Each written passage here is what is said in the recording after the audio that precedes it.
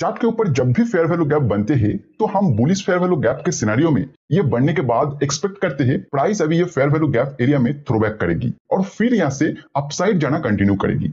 और bearish fair value gap के scenario में एक्सपेक्ट करते हैं प्राइस अभी ये फेयर वैल्यू गैप एरिया में फुल बैक करेगी और फिर से यहाँ से डाउन साइड मूव को कंटिन्यू रखेगी। बट रियल चार्ट में जब ये बनते हैं तो वहां हमें सीन कुछ अलग ही देखने को मिलते हैं। कभी फेयर वैल्यू गैप एरिया बनने के बाद प्राइस वहां थ्रोबैक करके फिर ऊपर जाते हैं और कभी फेयर वैल्यू गैप एरिया बनने के बाद बिना प्राइस एरिया में थ्रोबैक किए ही ऊपर चलते चले जाते हैं। और कभी कभी तो ये फेयर वैल्यू गैप एरिया बनने के बाद भी प्राइस उसे ब्रेक करके नीचे आ जाती है। तो रियल चार्ट में अगर फेयर वैल्यू गैप बनने के बाद इतने सारे प्राइस रिएक्शन आ रहे हैं तो उसमें ट्रेड करने में हमें बहुत ही दिक्कत का सामना करना पड़ेगा। बट कोई ट्रेडर को अगर ये पता लग जाए कि किस टाइप का फेयर वैल्यू गैप बनने के बाद प्राइस क्या रिएक्शन करेगी तो उन्हें इसे ट्रेड करने में बहुत आसान हो जाएगा।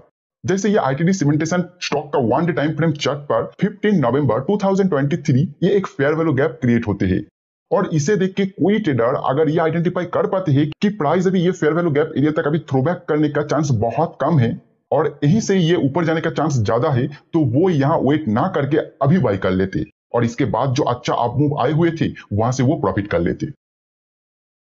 और अभी यहाँ निफ्टी 50 30 अप्रैल 2024 5 मिनट चार्ट पर अब देखो ये फेयर वैल्यू गैप क्रिएट होने के बाद अगर कोई ट्रेडर को ये पता लग जाता कि प्राइस यहाँ से अभी फेयर वैल्यू गैप एरिया को भी ब्रेक करके नीचे जाने का चांस बहुत ज्यादा है तो वो यहाँ कोई पोजीशन नहीं बनाते और इसके बाद जो डाउनफॉल आया उससे वो बच जाता। तो बेसिकली ये वीडियो देखने के बाद आप फेयर वैल्यू गैप एरिया को एक अलग नजरिए से देखना शुरू करेंगे जो आपके ट्रेडिंग को प्रॉफिटेबल बनाने में काफी हद तक मदद करेगा। मैं आपको रियल चार्ट का एग्जांपल लेकर इस कंसेप्ट को इन डिटेल समझाऊंगा और लास्ट में बिल्कुल बिगिनर ट्रेडर्स के लिए एक बोनस पॉइंट भी बताऊंगा जिससे वो भी इस कंसेप्ट को आसानी से अपने ट्रेडिंग में यूज कर पाएंगे। वीडियो के अंत तक अगर आपको लगे कि कुछ खास सीखने को ना मिला हो तो वीडियो को डिसलाइक करके चले जाना। तो चलिए बिना देरी के वीडियो को शुरू किया जाए। तो देखिए इस कंसेप्ट को समझने के लिए फेयर वैल्यू गैप क्या है इसका क्लियर अंडरस्टैंडिंग होना चाहिए। अगर आप हमारे स्मार्ट मनी कंसेप्ट सीरीज के एक एक करके सभी वीडियो देखते हुए आ रहे हैं तो आपको फेयर वैल्यू गैप के बारे में सब कुछ पता होगा। फिर भी यहाँ मैं आपको थोड़ा सा बता देता हूँ। फेयर वैल्यू गैप दो टाइप्स के होते हैं, एक bullish fair value gap and second bearish fair value gap. Bullish fair value gap में 3 कैंडल्स होते हैं। फर्स्ट एंड थर्ड कैंडल का कलर मैटर नहीं करता, ये किसी भी कलर का हो सकता है बट सेकेंड कैंडल एक बुलिश कैंडल होना ही चाहिए और जो थोड़ा कंपैरेटिवली बड़ा और बायर के कंट्रोल में होना चाहिए। एंड फर्स्ट कैंडल का हाई और थर्ड कैंडल का लो के बीच एक गैप होना चाहिए और यही है fair value gap. Bearish fair value gap में भी 3 कैंडल्स ही होते हैं। इसमें भी first and third candle colour matter नहीं करता, किसी भी कलर का हो सकता है बट सेकेंड कैंडल कंपैरेटिवली बड़ा एक सेलर कंट्रोल बेयरिश कैंडल होना चाहिए। फर्स्ट कैंडल का लो और थर्ड कैंडल के हाई के बीच एक गैप रहना चाहिए, ये गैप ही है फेयर वैल्यू गैप। वीडियो लंबा ना हो जाए और कंसेप्ट को इन डेप्थ समझाने के लिए बेयरिश फेयर वैल्यू गैप को आज हम इस वीडियो में शामिल नहीं करेंगे। आज हम सिर्फ बुलिश फेयर वैल्यू गैप को इन डिटेल समझने की कोशिश करेंगे।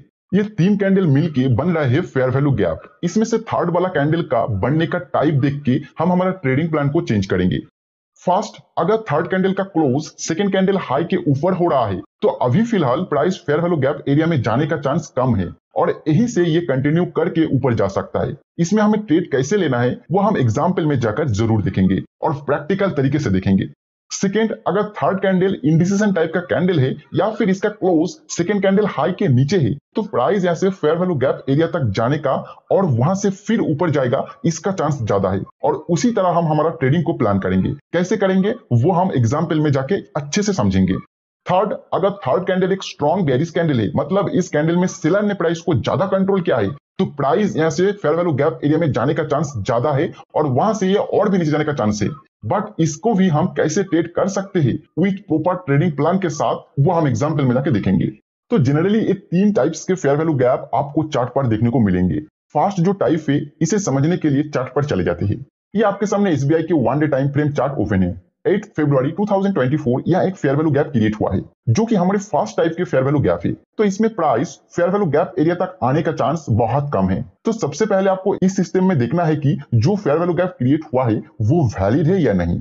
तो इसमें आप देखोगे ब्रेकअप स्ट्रक्चर होने के बाद ही ये फेयर वैल्यू गैप क्रिएट हुआ है। तो ये फेयर वैल्यू गैप एक वैलिड फेयर वैल्यू गैप है। अगर आपको समझ नहीं आ रहा है ये ब्रेकअप स्ट्रक्चर क्या है और कैसे हम आइडेंटिफाई कर लिए कि ये एक वैलिड फेयर वैल्यू गैप है तो आप हमारे ये स्मार्ट मनी कंसेप्ट प्लेलिस्ट के सभी वीडियो देखते हुए आइए, आपको ये सब कुछ समझ में आ जाएगा।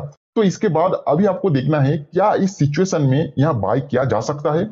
तो इसके लिए आपको रिसेंट प्राइस एक्शन को स्टडी करके ये डिसीजन लेना है। तो यहाँ आप देखोगे काफी टाइम कंसोलिडेशन करने के बाद प्राइस इस रेजिस्टेंस को ब्रेकआउट किया है और ब्रेकआउट करने से पहले एक पोल एंड फ्लैग पैटर्न का फॉर्मेशन भी हमें यहाँ देखने को मिला है, जो कि एक बहुत ही पॉजिटिव इंडिकेशन है। बट प्राइस एक्शन के हिसाब से हमारा बाय सिग्नल ये कैंडल क्लोज होते ही जनरेट हो चुका था, लेकिन क्योंकि यहाँ हम फेयर वैल्यू गैप के अकॉर्डिंग ट्रेड करने जा रहे हैं, तो ये फेयर वैल्यू गैप क्रिएट होने के बाद ही कुछ डिसीजन लेंगे।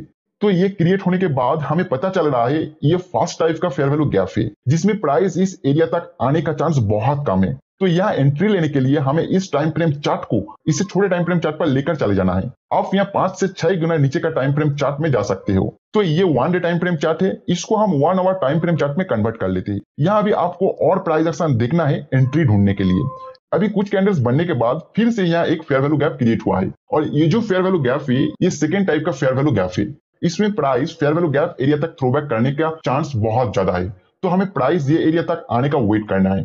तो प्राइस जैसे ये एरिया में आने के बाद एक बुलिश कैंडल बनाया है, हमारा एंट्री यहाँ हो जाता है। स्टॉप लॉस भी आपको प्राइस एक्शन के हिसाब से एक सेफ प्लेस में रखना है, और टारगेट हमें कम से कम 1:2 का रखना है। और प्राइस जैसे ही हमारे डायरेक्शन में जाना शुरू करेगा, आपको ट्रेलिंग स्टॉप लॉस का यूज करते हुए प्राइस के साथ साथ ऊपर जाना है। 1:2 का टारगेट हिट हो जाने पर आप एग्जिट कर सकते हो, और अगर प्राइस के ऊपर कंट्रोल बायर्स का ज्यादा दिखाई दे रहा है तो आप ट्रेलिंग स्टॉप लॉस के साथ और भी ऊपर जा सकते हैं। अभी हम second type fair value gap का एग्जांपल देख लेते हैं। ये जो कैंडल आपके सामने है ये बैंक निफ्टी 5 मार्च 2024 30 मिनट टाइम फ्रेम चार्ट है। यहाँ पे एक फेयर वैल्यू गैप क्रिएट हुआ है। सबसे पहले हमें देखना है फेयर वैल्यू गैप वैलिड है कि नहीं।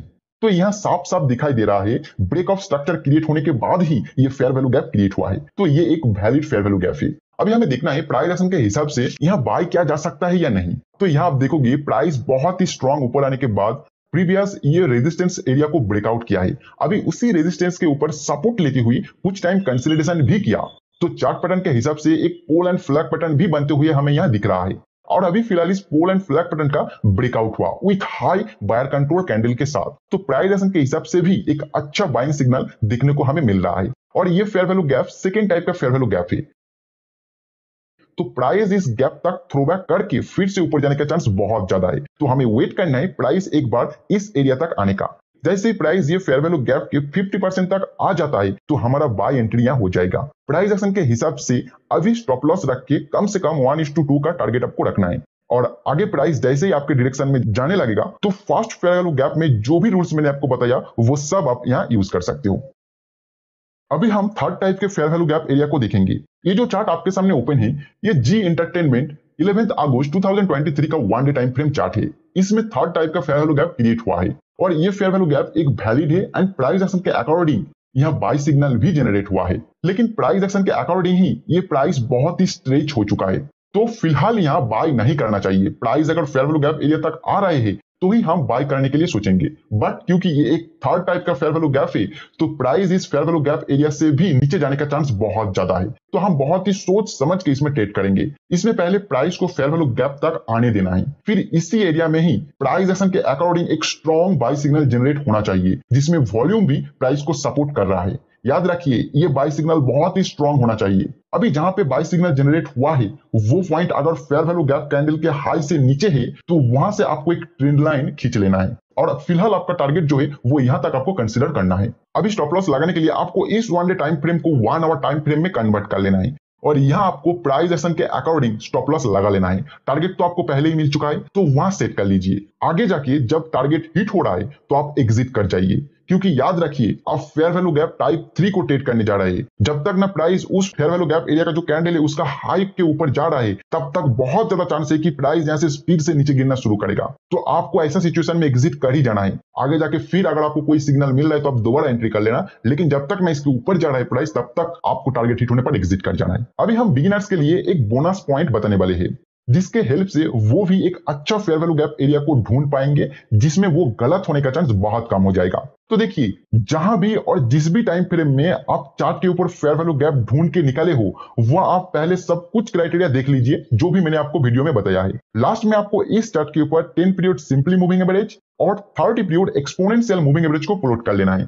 फेयर वैल्यू गैप का लास्ट कैंडल में 10 period simply moving average, 30 period exponential moving average के ऊपर होना चाहिए और लास्ट कैंडल का क्लोज ये दोनों मूविंग एवरेज से ऊपर होना चाहिए। अगर ये दोनों क्राइटेरिया फुलफिल हो रहा है तो ही आप उस फेयर वैल्यू गैप को ट्रेड करने के लिए प्लान कीजिए। इससे आपका जो एक्यूरेसी है ये बहुत ज्यादा बढ़ जाएगा और ये बिगिनर के लिए एक रामबाण साबित हो सकता है। तो आशा करता हूं बुलिश फेयर वैल्यू गैप को आप अच्छे से समझ गए हैं। अगर समझने में दिक्कत आ रहा है तो वीडियो को फिर से देखिए और अगर आप बुलिश फेयर वैल्यू गैप को ठीक से समझ रहे हो तो बेयरिश फेयर वैल्यू गैप को आप अपने आप ही समझ के ट्रेड कर पाए। कैंडल्स दो टाइप के होते हैं, पहला बुलिश कैंडल और दूसरा बियरिश कैंडल। जब कैंडल की क्लोजिंग प्राइस ओपनिंग प्राइस से ऊपर होती है तो उस कैंडल को हम बुलिश कैंडल कहते हैं और इसका कलर ग्रीन होता है। यह कैंडल मार्केट में बुलिशनेस का संकेत देती है। इसका जस्ट ऑपोजिट है bearish war candle. Bearish candle की क्लोजिंग प्राइस ओपनिंग प्राइस से नीचे होती है और इसका कलर रेड होता है। यह कैंडल मार्केट में नेगेटिव सेंटीमेंट का संकेत देती है और यह बताती है कि प्राइस यहां से और नीचे की तरफ जा सकती है। अब हम समझते हैं टाइप्स ऑफ कैंडलस्टिक पैटर्न्स। एक कैंडलस्टिक पैटर्न में कितनी कैंडल हैं, इसके बेसिस पर कैंडलस्टिक पैटर्न्स को 3 टाइप्स में डिवाइड किया गया है। पहला है सिंगल कैंडलस्टिक पैटर्न, दूसरा है 2 कैंडलस्टिक पैटर्न्स और तीसरा है 3 कैंडलस्टिक पैटर्न्स। इस वीडियो में हम पर्टिकुलरली सिंगल कैंडलस्टिक पैटर्न के अंदर जितने भी कैंडलस्टिक पैटर्न्स होते हैं उन सभी को समझने वाले हैं। जैसा कि सिंगल कैंडलस्टिक पैटर्न के नाम में ही सिंगल वर्ड शामिल है, इससे पता चलता है कि इस पैटर्न में सिर्फ एक कैंडल होगी और total 7 most popular single candlestick patterns जो कि चार्ट्स पर सबसे ज्यादा एक्यूरेटली रिजल्ट देते हैं, हम उन्हें समझेंगे। इन 7 सिंगल कैंडलस्टिक पैटर्न्स का नाम है bullish marubozu, bearish marubozu, hammer candle, hanging man candle, inverted hammer, shooting star और दोजी। इन 7 सिंगल कैंडलस्टिक पैटर्न्स को एक एक करके डिटेल में समझेंगे, इसलिए बिना वीडियो को स्किप किए पूरे ध्यान से इस वीडियो को अंत तक देखना। और मैं आपसे वादा करता हूं कि मैं इतना आसान तरीके से समझाऊंगा कि आपको इस टॉपिक पर फिर कोई और वीडियो देखने की जरूरत नहीं पड़ेगी। सबसे पहला सिंगल कैंडलस्टिक पैटर्न जिसके बारे में हम डिस्कस करेंगे वह है बुलिश मारुबोजू पैटर्न। जैसे कि हमने आपको बताया कि मारुबोजू कैंडलस्टिक पैटर्न एक सिंगल कैंडलस्टिक पैटर्न है। ये कैंडल एक लंबी ग्रीन बुलिश कैंडल होती है जिसमें विक ना के बराबर होता है। अगर आप कैंडल के अपर विक पर भी ध्यान दें और लोअर विक पर भी ध्यान दें तो आपको बहुत छोटी विक नजर आएगी। इसका मतलब होता है कि कैंडल की ओपनिंग कैंडल के लो के बराबर में या फिर बहुत नजदीक होती है और कैंडल की क्लोजिंग कैंडल के हाई के बहुत आसपास या बराबर में होती है। इसीलिए कैंडल में कोई भी विक नहीं बनता। इस कैंडल को मार्केट में बहुत स्ट्रॉन्ग साइन के रूप में देखा जाता है कि अब इस कैंडल के बाद मार्केट यहां से ऊपर जाने वाली है, यानी कि यह कैंडल मार्केट में बुलिशनेस का एक बहुत स्ट्रॉन्ग सिग्नल है। अब जानते हैं कि अगर आपको चार्ट्स पर मारुबोजू कैंडल दिखती है तो आपकी अप्रोच क्या होनी चाहिए उसे ट्रेड करने के लिए। मैंने आपको पहले ही बताया कि कोई भी कैंडलस्टिक पैटर्न बिना प्राइस एक्शन के अधूरा होता है। सिर्फ कैंडलस्टिक को देखकर ट्रेड करना यह ट्रेडर्स का सबसे बड़ा मिस्टेक होता है। लेकिन अगर यह कैंडल किसी स्पेसिफिक लेवल पर बने तो यह हमारे लिए ट्रेड करने का एक अच्छा अपॉर्चुनिटी हो सकता है। इस कैंडल के लिए यह इंपॉर्टेंट लेवल है सपोर्ट लेवल। अगर चार्ट में किसी इंपॉर्टेंट सपोर्ट लेवल पर बुलिश मारुबोजू कैंडलस्टिक पैटर्न बनता है तो हम यहां से अपसाइड की तरफ लॉन्ग ट्रेड में एंट्री करने की प्लानिंग कर सकते हैं। इसे हम लाइव एग्जाम्पल की मदद से समझते हैं। यह चार्ट टाटा कंज्यूमर प्रोडक्ट्स का है, यानी कि TCPL का एक दिन के टाइम फ्रेम में है। चार्ट में पिछली कीमत एक दिन के टाइम फ्रेम में है। एक्शन के हिसाब से यह एक इंपॉर्टेंट सपोर्ट लेवल है। पहले तो प्राइस नीचे की तरफ आई है इस सपोर्ट लेवल पर। इस लेवल पर आकर प्राइस थोड़ी सी बुलिशनेस दिखाती है, लेकिन थोड़ी दूर जाते ही वापस नीचे आने लगती है। कुछ कैंडल्स बनने के बाद हमें चार्ट पर एक लंबी ग्रीन मारुबोजू कैंडल दिखती है। यह कैंडल चार्ट पर हमें बताती है कि अब मार्केट यहां से ऊपर की तरफ जाने वाली है। इस कैंडल के बनने के पीछे की कहानी यह है कि बायर्स और सेलर्स के बीच हुए फाइट्स में बायर्स स्ट्रांगली जीत चुके हैं। इस कैंडल को ट्रेड करने के लिए हमें कैंडल की क्लोजिंग के बाद कैंडल के हाई पर एक लाइन मार्क करनी है। नेक्स्ट कैंडल जब भी इस कैंडल के हाई को ब्रेक करेगी तब हम ट्रेड में बाय पोजीशन में एंटर करेंगे। हमारा stop loss bullish marubozu candle के लो पर होगा और टारगेट के लिए हम पहले रेजिस्टेंस लेवल पर प्रॉफिट बुक करेंगे। ध्यान रहे कि हम सिर्फ कैंडल स्टिक के बेसिस पर ट्रेड में एंट्री नहीं कर रहे हैं। हमें कैंडल स्टिक के साथ साथ इंपॉर्टेंट सपोर्ट लेवल भी दिख रहा है, इसीलिए हमने ट्रेड में एंटर किया। फिर ट्रेडिंग व्यू में जाइए और MCX स्टॉक का चार्ट खोलिए और फिर आपको यह नजारा देखने को मिलेगा। यह स्टॉक अभी स्ट्रॉन्ग बुलिश फेज में है और हर एक ब्रेकआउट फेज पर प्रॉफिट दे रहा है। पिछले 4 बार कंटिन्यूअस ब्रेकआउट पर इसने प्रॉफिट दिया है और फिर से ब्रेकआउट का सीनारियो यहां पर बन रहा है। अभी लास्ट कैंडल मारुबोजू कैंडल बनकर तैयार हुई है। अब हमें इस कंसोलिडेशन लेवल के ऊपर एक लाइन ड्रॉ करनी है। नेक्स्ट कैंडल जब भी इस लाइन को ब्रेक करेगी तब हमें ट्रेड में एंट्री लेना है। इस ट्रेड में हमारा स्टॉप लॉस मारुबोजू कैंडल के लो पर होगा। फर्स्ट टारगेट के लिए हम 1 से 2 का रिस्क रिवॉर्ड रखेंगे और उसके बाद हम स्टॉप लॉस को ट्रेल करेंगे। अब हम बात करते हैं बेरिश मारुबोजू पैटर्न की। यह कैंडल एक लंबी रेड बेयरिश कैंडल होती है और इस कैंडल में कोई भी विक नहीं रहता है या फिर ना के बराबर होता है, यानी कि वह नेग्लिजिबल होता है। इस कैंडल की ओपनिंग कैंडल के हाई के बहुत पास या फिर बराबर में होती है और कैंडल की क्लोजिंग उसी कैंडल के लो के बहुत पास या फिर कैंडल के लो के बराबर में होती है। और यही कारण है कि इस कैंडल की विक दिखाई नहीं देती। इस कैंडल से हमें मार्केट की बेरिशनेस का पता चलता है। यह हमें एक संकेत देती है कि इस समय मार्केट में बायर्स कमजोर हैं और सेलर्स बहुत ज्यादा मजबूत हैं। अगर यह कैंडल किसी स्पेसिफिक लेवल पर बने, जैसे रेजिस्टेंस लेवल पर, तो यह हमारे लिए एक बेरिश ट्रेड की अपॉर्चुनिटी हो सकती है। यह कैंडल बेरिश मार्केट का सबसे स्ट्रॉन्ग सिग्नल होता है। ऐसे कैंडल को देखकर हमें मार्केट में अलर्ट होना चाहिए। हम इसे लाइव एग्जाम्पल के साथ समझते हैं। यह एक इंपॉर्टेंट रेजिस्टेंस लेवल है और यहां पर हमें एक स्ट्रॉन्ग बेरिश मारुबोजू कैंडल दिखती है। इस कैंडल को ट्रेड करने के लिए सिंपली हम इस कैंडल के लो पर एक लाइन मार्क करेंगे। अगली कैंडल जब भी इस कैंडल के लो को ब्रेक करके नीचे जाएगी, तब हम सेल साइड एंट्री लेंगे। ट्रेड में हमारा स्टॉप लॉस इसी कैंडल के हाई पर होगा और टारगेट नियरेस्ट सपोर्ट लेवल पर। ध्यान रखें, सिर्फ कैंडलस्टिक को देखकर ट्रेड नहीं लेना चाहिए। जब तक आपको रेजिस्टेंस लेवल यहां पर नहीं दिखे, तब तक आप ट्रेड में एंट्री करने की मत सोचें, क्योंकि रैंडम मारुबोजू कहीं पर भी बन सकता है। लेकिन अगर यह कैंडल किसी रेजिस्टेंस लेवल पर बने, तो यह हमारे लिए एक हाई विन रेट वाली ट्रेड अपॉर्चुनिटी होती है।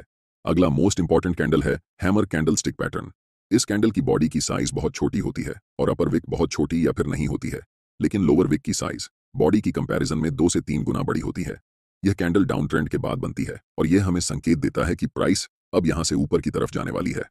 इसलिए इस कैंडल को हम बुलिश रिवर्सल कैंडलस्टिक पैटर्न के अंदर रखते हैं, क्योंकि यह कैंडलस्टिक प्राइस चार्ट के बॉटम पर बनती है और यहां से प्राइस ऊपर की तरफ जाने के बहुत ज्यादा हाई चांसेस रहते हैं। इस कैंडल के बनने के पीछे की कहानी है कि यह कैंडल ओपन तो होती है अपर लेवल पर, लेकिन बेरिश सेंटीमेंट होने के कारण और सेलर्स का मजबूत होने के कारण प्राइस पहले नीचे जाती है। लेकिन उसी कैंडल में बहुत सारे बायर्स बड़े क्वांटिटी में एंटर करते हैं, जिस कारण कैंडल की क्लोजिंग जहां पर ओपन हुई थी उसी के आसपास होती है।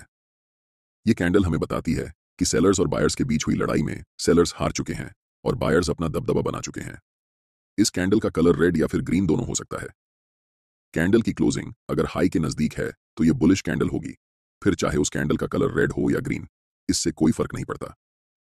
अगर हम ग्रीन हैमर कैंडल और रेड हैमर कैंडल में कंपैरिजन करें, तो green hammer candle red hammer candle से थोड़ा ज्यादा स्ट्रांग होता है, लेकिन इससे ज्यादा इंपॉर्टेंट है कि उस कैंडल की लोअर विक कितनी बड़ी है। लोअर विक जितनी लंबी होगी, वह कैंडल उतना ज्यादा स्ट्रांग होगा। फिर से, इस कैंडल को ट्रेड करने के लिए इंपॉर्टेंट सपोर्ट लेवल की बहुत जरूरत होगी। अगर यह कैंडल इंपॉर्टेंट सपोर्ट लेवल पर बने, तो यह बाय पोजीशन में ट्रेड करने के लिए एक इंपॉर्टेंट अपॉर्चुनिटी होगी। हमारा स्टॉप लॉस हैमर कैंडल के लो पर होगा और पहला टारगेट नियरेस्ट रेजिस्टेंस लेवल होगा। अब आपको पता करना है कि कौन कौन से स्टॉक्स में हैमर कैंडल बन चुकी है। इसके लिए कैंडल स्टिक स्कैन में बुलिश रिवर्सल स्कैन पर क्लिक करना है। आपके सामने सबसे पहला ऑप्शन हैमर का आएगा, उस पर क्लिक करना है। यहां आपको पूरा स्टॉक की लिस्ट मिल जाएगी जहां पर हैमर कैंडल बन चुकी है। इन स्टॉक्स में ट्रेड करने के लिए अपना ब्रोकिंग ऐप खोलना है और वहां अगर हैमर कैंडल के साथ आपको कोई इंपॉर्टेंट सपोर्ट लेवल दिखे, तभी आपको ट्रेड में एंट्री लेनी है। अब हम बात करते हैं हैंगिंग मैन कैंडलस्टिक पैटर्न के बारे में। इस कैंडल की बॉडी बहुत छोटी होती है और कैंडल की अपर वीक ना के बराबर होती है, लेकिन कैंडल की लोअर वीक बॉडी के मुकाबले 2 से 3 गुना ज्यादा लंबी होती है। यह कैंडल मार्केट में अप ट्रेंड के बाद टॉप पर बनती है और इस कैंडल के फॉर्मेशन के बाद यह बहुत हाई चांसेस होते हैं कि प्राइस अब इस लेवल से नीचे की तरफ जाने वाली है। इस कैंडल का रंग ज्यादा मायने नहीं रखता है। कैंडल की लोअर वीक जितनी बड़ी होगी, वह कैंडल उतना ज्यादा स्ट्रॉन्ग बेयरिश रिवर्सल सेंटीमेंट को पैदा करेगी। अगर यह कैंडल किसी इंपॉर्टेंट रेजिस्टेंस लेवल पर फॉर्म होती है, तो यह हमारे लिए सेल साइड में एक अच्छा ट्रेडिंग अपॉर्चुनिटी हो सकती है। ट्रेड में एंट्री के लिए इस कैंडल की लो को हमें मार्क करना है और जब नेक्स्ट कैंडल इस लाइन को ब्रेक करेगी, तब हमें ट्रेड में एंट्री लेनी है। हमारा stop loss hanging man pattern की कैंडल के ऊपर होगा और टारगेट पहला रेजिस्टेंस होगा। अगला कैंडलस्टिक पैटर्न है इन्वर्टेड हैमर। यह पैटर्न भी बॉटम में बनता है और हमें मार्केट में ट्रेंड रिवर्सल का संकेत देता है। इसकी बॉडी छोटी होती है और ऊपर की तरफ लंबा वीक होता है। अगर यह कैंडल सपोर्ट लेवल पर बनती है, तो यह हमें बाय करने का एक अच्छा अवसर दे सकती है। इस कैंडल को ट्रेड करने के लिए हमें इस कैंडल के हाई के ऊपर एक लाइन मार्क करनी होगी। जब अगली कैंडल इस लाइन को ब्रेक करेगी, तो हम बाय की पोजीशन में एंट्री कर सकते हैं। हमारा स्टॉप लॉस कैंडल के लो पर होगा और टारगेट नियरेस्ट रेजिस्टेंस लेवल तक रहेगा। मेंबर, कैंडलस्टिक पैटर्न्स को हमेशा सपोर्ट और रेजिस्टेंस लेवल्स के साथ मिलाकर देखना चाहिए, ताकि आपका ट्रेडिंग सेटअप और भी मजबूत हो सके। 6th नंबर पर हम शूटिंग स्टार कैंडलस्टिक पैटर्न के बारे में जानेंगे। पहले हम इस कैंडल की फॉर्मेशन को समझते हैं। यह कैंडल हैंगिंग मैन पैटर्न का जस्ट ऑपोजिट दिखता है। यह एक बेयरिश रिवर्सल कैंडलस्टिक पैटर्न है। इसका मतलब होता है कि पहले प्राइस अप ट्रेंड में रहती है, उसके बाद शूटिंग स्टार पैटर्न फॉर्म होती है और फिर प्राइस वहां से नीचे की तरफ आने लगती है। इस कैंडल की बॉडी बहुत छोटी होती है और अपर विक बॉडी के कंपैरिजन में लगभग 2 गुना या फिर उससे ज्यादा होती है। लोअर विक ना के बराबर होती है या बहुत छोटी होती है। इस कैंडल की जितनी बड़ी अपर विक होगी, यह कैंडल उतना ज्यादा स्ट्रॉन्ग बेयरिश कैंडल होगा। कैंडल का कलर ज्यादा मैटर नहीं करता, सिर्फ मैटर करती है कि कैंडल की अपर विक कितनी लंबी है। इस कैंडल के बनने के पहले प्राइस अप ट्रेंड में रहती है, यानी कि बायर्स मजबूत रहते हैं। लेकिन यह कैंडल हमें बताती है कि बायर्स पहले तो स्ट्रांग थे, लेकिन सेलर्स ने मजबूती से बायर्स को हरा दिया और प्राइस को फिर से वापस जहां ओपन हुई थी वहीं पर क्लोज कर दिया। इस कैंडल में ट्रेड करने के लिए सबसे पहले यह कैंडल एक इंपॉर्टेंट रेजिस्टेंस लेवल पर होनी चाहिए। कैंडल के फॉर्मेशन के बाद अगर next candle shooting star candle की लो को ब्रेक करती है, तब हम ट्रेड में सेल साइड एंट्री लेंगे, जिसमें हमारा stop loss shooting star candle के ऊपर होगा और पहला टारगेट नियरेस्ट सपोर्ट लेवल होगा। उसके बाद हम ट्रेल करते जाएंगे। अंत में हम बात करते हैं seventh candlestick pattern, doji candlestick pattern के बारे में। बहुत सारे बिगिनर ट्रेडर्स को ये कैंडलस्टिक पैटर्न कॉम्प्लिकेटेड लगता है, लेकिन हम इसे बहुत आसानी से समझने वाले हैं, तो टेंशन लेने की कोई बात नहीं है। डोजी कैंडलस्टिक पैटर्न तब बनता है जब कैंडल की ओपनिंग और क्लोजिंग एक ही प्राइस लेवल पर हो जाए, मतलब प्राइस जहां से ओपन हुई थी वहीं जाकर क्लोज हुई। कैंडल की अपर विक और लोअर विक साइज में वेरी कर सकती है। ऐसा हमेशा नहीं होगा कि यह दोनों इक्वल होंगी। ये कैंडल हमें बताती है कि मार्केट में बायर्स और सेलर्स के बीच बराबर की ताकत है। मतलब बायर्स और सेलर्स ना तो कोई हार रहा है और ना ही कोई जीत रहा है, दोनों में बराबर ताकत है। इसलिए प्राइस जहां से ओपन हुई थी ऊपर गई, नीचे गई, लेकिन फिर वहीं अंत में जाकर बंद हुई। बहुत सारे प्रोफेशनल ट्रेडर्स इस कैंडल को इंपॉर्टेंट प्राइस रिवर्सल इंडिकेटर के रूप में देखते हैं। सिंपल भाषा में समझें, प्राइस ऊपर की तरफ जा रही है और वहां पर एक इंडिसीजन कैंडल यानी कि डोजी कैंडल बनती है। इसे डिकोड करने की कोशिश करें। प्राइस ऊपर जा रही थी, मतलब बायर्स मजबूत थे और सेलर्स कमजोर थे, लेकिन एक ऐसा पॉइंट आया जहां पर दोनों बराबर हो गए, बायर्स और सेलर्स की ताकत बराबर हो गई। सोचें, अगर ऐसा सिचुएशन एक इंपॉर्टेंट रेजिस्टेंस लेवल पर आए और अगली कैंडल डोजी कैंडल की लो को ब्रेक कर दे, तो यहां से हमें डाउनसाइड की रैली दिख सकती है। लो ब्रेक होने पर हम ट्रेड में डाउनसाइड की तरफ एंट्री कर सकते हैं। हमारा स्टॉप लॉस डोजी कैंडल के ऊपर होगा और पहला टारगेट सपोर्ट लेवल होगा। उसके बाद हम स्टॉप लॉस को ट्रेल करते जाएंगे। यह पहली सिचुएशन हुई। यह कैंडल सपोर्ट लेवल पर भी बन सकती है। इस सिचुएशन में प्राइस अगर कैंडल की हाई को ब्रेक कर दे, तो यहां से अपसाइड की भी एक रैली देखने को मिल सकती है। सिंपली आप ये समझें कि डोजी कैंडल इंडिकेटर होता है कि मार्केट में बायर्स और सेलर्स की ताकत बराबर हो चुकी है और अब यहां से रिवर्सल के चांसेस अधिक हैं। इस कैंडल की विक की लंबाई के हिसाब से डोजी पैटर्न्स चार तरह के हो सकते हैं। पहला है स्टैंडर्ड डोजी। ये कैंडल ट्रेंड के टॉप या फिर बॉटम में बनने पर ट्रेंड रिवर्सल का इंडिकेशन देती है। इसका स्ट्रक्चर प्लस या क्रॉस साइन जैसा होता है। दूसरा है लॉन्ग लेगेड डोजी। इस कैंडल की अपर विक और लोअर विक पहले वाली कैंडल से ज्यादा लंबी होती है। तीसरा है ड्रैगन फ्लाई डोजी। इस कैंडल की लोअर विक लंबी होती है और अपर विक ना के बराबर या फिर बहुत छोटी होती है। इसका स्ट्रक्चर इंग्लिश अल्फाबेट टी के आकार का होता है। यह एक बुलिश रिवर्सल कैंडलस्टिक पैटर्न है जो हमें संकेत देता है कि प्राइस यहां से ऊपर की ओर जा सकती है। लास्ट टाइप है ग्रेवस्टोन डोजी। ये कैंडल ड्रैगन फ्लाई के जस्ट ऑपोजिट है। इसकी अपर विक लंबी होती है और लोअर विक ना के बराबर या फिर बहुत छोटी होती है। ये कैंडल एक बेयरिश रिवर्सल कैंडलस्टिक पैटर्न है जो हमें संकेत देती है कि प्राइस अब इस कैंडल के बनने के बाद यहां से नीचे जा सकती है। लास्ट वीडियो में हमने सीखा कैंडल्स के बेसिक्स और सिंगल कैंडलस्टिक पैटर्न के अंदर आने वाली सभी कैंडल्स के बारे में।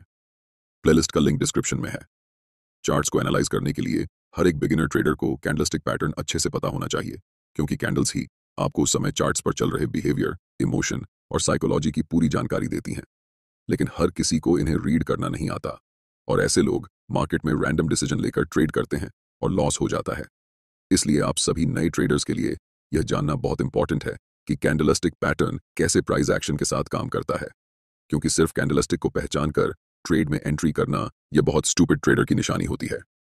जब तक आप कैंडलस्टिक के साथ सपोर्ट और रेसिस्टेंस और ट्रेंड लाइन को नहीं जोड़ेंगे, तब तक आप कितनी भी स्ट्रॉन्ग कैंडल पर ट्रेड में एंट्री ले लें, आपकी एक्यूरेसी बहुत कम होगी। इसलिए हम कैंडलस्टिक के साथ साथ यह भी जानेंगे कि सिचुएशन के अनुसार कैंडल को कैसे ट्रेड करना है। तो चलिए वीडियो को शुरू करते हैं और कैंडलस्टिक पैटर्न के अंदर आने वाले सभी कैंडल्स को एक एक करके अच्छे से समझते हैं। वीडियो के अंदर हम टोटल 6 कैंडलस्टिक पैटर्न के बारे में जानेंगे। पहला है बुलिश एंग्लिफिंग पैटर्न, दूसरा है बियरिश एंग्लिफिंग पैटर्न, तीसरा बुलिश हरामी, चौथा बियरिश हरामी, पांचवां पियर्सिंग लाइन पैटर्न और छठा डार्क क्लाउड कवर पैटर्न। इन सभी 6 कैंडलस्टिक पैटर्न को एक एक करके समझते हैं। सबसे पहले बुलिश एंग्लिफिंग पैटर्न। यह कैंडलस्टिक पैटर्न 2 कैंडल से मिलकर बना होता है। यह कैंडलस्टिक पैटर्न एक बुलिश रिवर्सल पैटर्न है, मतलब प्राइस पहले डाउन ट्रेंड में रहती है और बॉटम में यह कैंडलस्टिक पैटर्न बनती है। बुलिश एंग्लिफिंग पैटर्न बनने के बाद प्राइस वहां से ऊपर की तरफ आने लगती है, यानी कि प्राइस का ट्रेंड चेंज होकर डाउन ट्रेंड से अप ट्रेंड हो जाती है।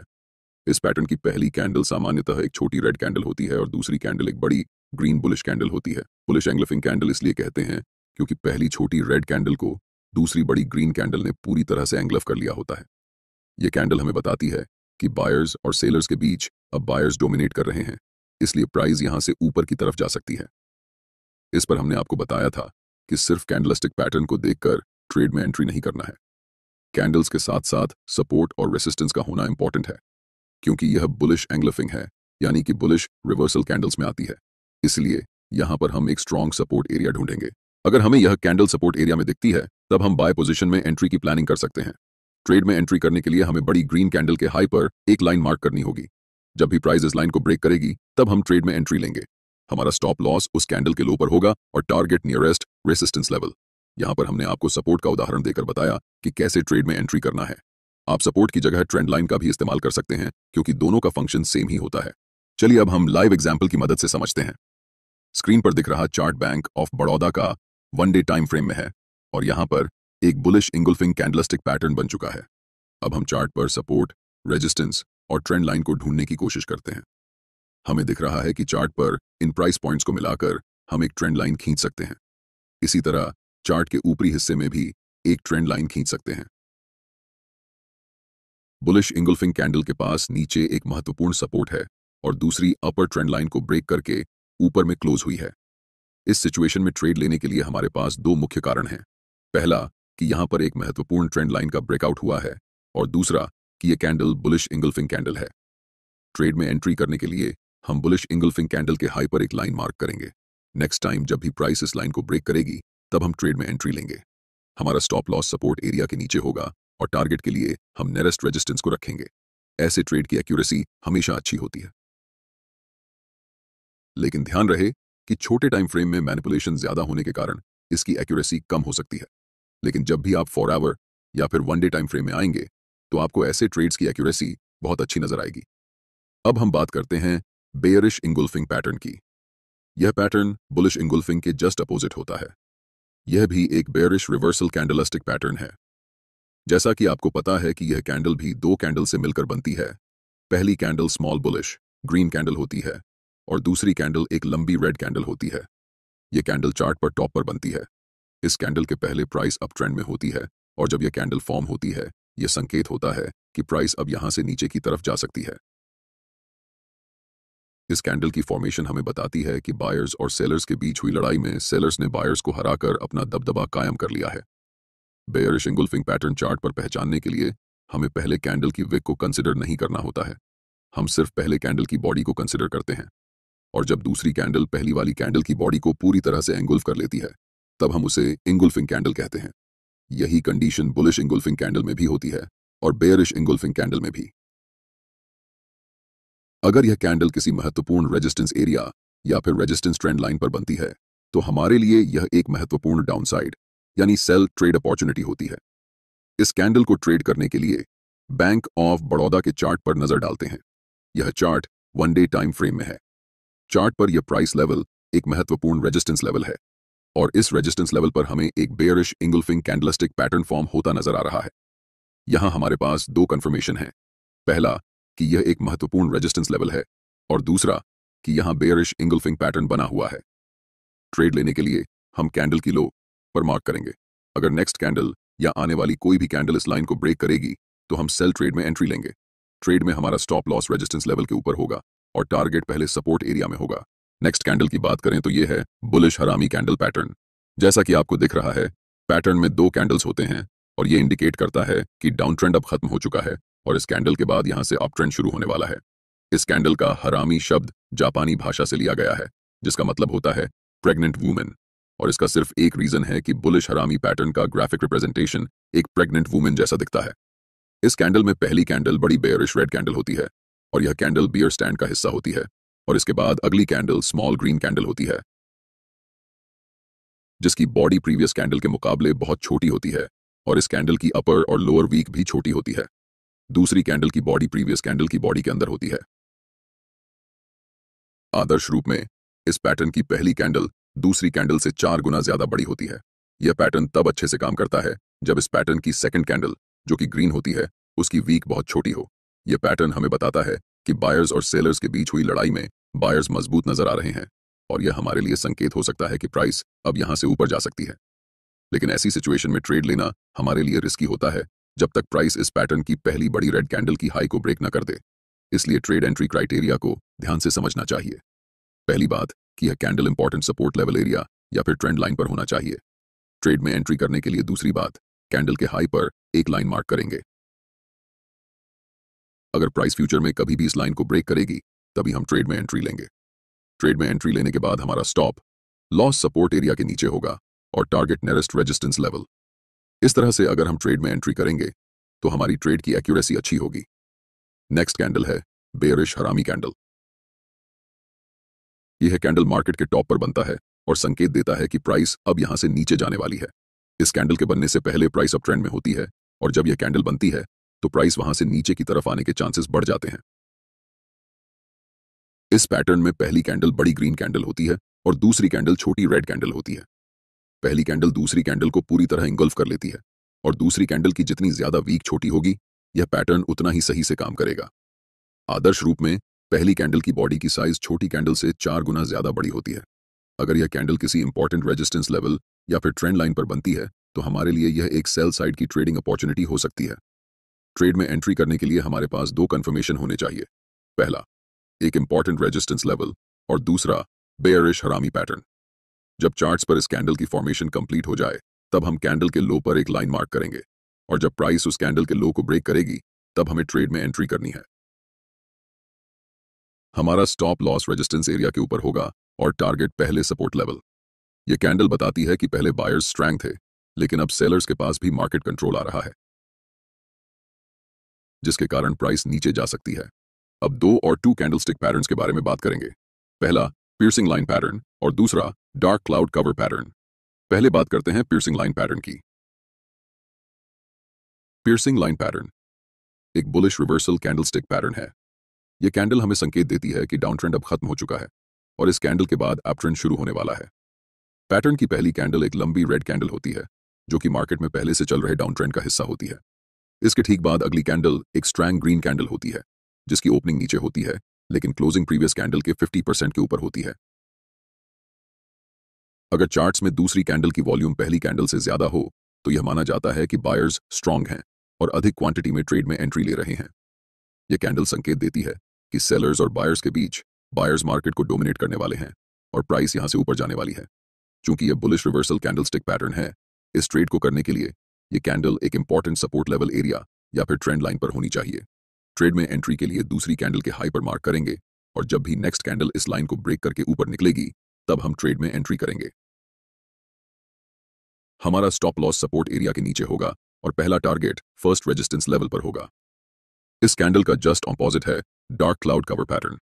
यह कैंडल चार्ट्स के टॉप पर बनता है और संकेत देता है कि अप ट्रेंड अब खत्म हो चुका है और इस कैंडल के बाद डाउन ट्रेंड शुरू होने वाला है। इस पैटर्न की पहली कैंडल एक बड़ी ग्रीन कैंडल होती है, पहले से चल रहे अप ट्रेंड का हिस्सा होती है। पैटर्न की दूसरी कैंडल एक स्ट्रॉन्ग बेरिश रेड कैंडल होती है जो कि साइज में पहली कैंडल से छोटी होती है। दूसरी कैंडल की क्लोजिंग पहली कैंडल के 50% के नीचे होती है। अगर दूसरी कैंडल की वॉल्यूम पहली कैंडल से ज्यादा हो तो यह माना जाता है कि सेलर्स मार्केट में एग्रेसिवली एंटर कर रहे हैं और मोस्ट प्रोबेबली प्राइस अब यहां से नीचे जाने वाली है। ट्रेड में एंट्री करने के लिए हम दूसरी कैंडल के लो पर एक लाइन मार्क करेंगे और जब भी अगली कैंडल इस लाइन को ब्रेक करेगी तब हम सेल साइड ट्रेड में एंट्री करेंगे। हमारा स्टॉप लॉस रेजिस्टेंस लेवल के ऊपर होगा और टारगेट पहले सपोर्ट एरिया पर होगा। यह था 2 कैंडलस्टिक पैटर्न्स के अंतर्गत कुल 6 कैंडलस्टिक पैटर्न। जैसा कि आपको पता है, हम कभी भी आपको सिर्फ कैंडलस्टिक के बारे में नहीं बताते, बल्कि इसके साथ हम आपको बताते हैं कि प्राइस एक्शन का उपयोग करके कैसे कैंडलस्टिक को ट्रेड करना है जिससे आपकी ट्रेड की एक्यूरेसी अच्छी होगी और आप अच्छे ट्रेडर बन पाएंगे। 3 कैंडलस्टिक पैटर्न्स के अंतर्गत हम कुल 4 कैंडलस्टिक को पढ़ेंगे। पहला है मॉर्निंग स्टार पैटर्न, दूसरा है इवनिंग स्टार पैटर्न, तीसरा है 3 व्हाइट सोल्जर्स और चौथा है 3 ब्लैक क्रॉस। इन चारों को एक एक करके डिटेल में समझते हैं। सबसे पहले हम मॉर्निंग स्टार कैंडलस्टिक पैटर्न के बारे में डिस्कस करते हैं। जैसा कि हम जानते हैं, मॉर्निंग स्टार कैंडलस्टिक पैटर्न को 3 कैंडल्स को मिलाकर बनाया जाता है, जिसमें पहली कैंडल एक बियरिश रेड कैंडल होती है, दूसरी कैंडल इंडिसीजन कैंडल होती है और तीसरी कैंडल बुलिश ग्रीन कैंडल होती है। यह पैटर्न चार्ट के बॉटम में बनता है। पैटर्न की पहली कैंडल बियरिश ट्रेंड का हिस्सा होती है। दूसरी कैंडल हमें बताती है कि बायर्स और सेलर्स के बीच बराबर की लड़ाई है, यानी कि दोनों के पास इक्वल पावर है। और तीसरी ग्रीन कैंडल हमें बताती है कि बायर्स ने सेलर्स को हराकर अपना दबदबा कायम कर लिया है। यह पैटर्न संकेत है कि प्राइस अब यहां से ऊपर जाने वाली है। इस पैटर्न के बीच वाली कैंडल, जिसे हम इंडिसीजन कैंडल कहते हैं, इस कैंडल का कलर मैटर नहीं करता। यह कैंडल ग्रीन या रेड हो सकता है, लेकिन इंपॉर्टेंट यह है कि प्राइस जहां से ओपन हुई थी उसी के आसपास प्राइस क्लोज होनी चाहिए। अगर यह कैंडलस्टिक पैटर्न किसी इंपॉर्टेंट सपोर्ट लेवल या एरिया पर बनता है और अंतिम बुलिश कैंडल का वॉल्यूम एवरेज वॉल्यूम से ज्यादा होता है, तो हमारे लिए यह एक लॉन्ग पोजीशन में ट्रेड अपॉर्चुनिटी हो सकता है, क्योंकि इसे मार्केट में स्ट्रॉन्ग बुलिश सिग्नल माना जाता है। इस कैंडल को ट्रेड करने के लिए ग्रीन कैंडल के हाई पर एक लाइन मार्क करनी है। जब भी नेक्स्ट कैंडल इस लाइन को ब्रेक करेगी तब हम लॉन्ग ट्रेड में एंट्री करेंगे। हमारा स्टॉप लॉस सपोर्ट एरिया के नीचे होगा और टारगेट के लिए फर्स्ट रेजिस्टेंस होगा। चलिए इसे एग्जाम्पल की मदद से समझते हैं। स्क्रीन पर दिख रहा है चार्ट टाटा कम्युनिकेशन का है। चार्ट में इस प्राइस पॉइंट पर एक इंपॉर्टेंट सपोर्ट एरिया है और इस सपोर्ट एरिया पर मॉर्निंग स्टार कैंडल बनकर तैयार हो चुका है। यह हमारे लिए लॉन्ग पोजीशन में एंट्री करने के लिए एक इंपॉर्टेंट अपॉर्चुनिटी है। ट्रेड में एंट्री करने के लिए हमारे पास यहां दो कंफर्मेशन है।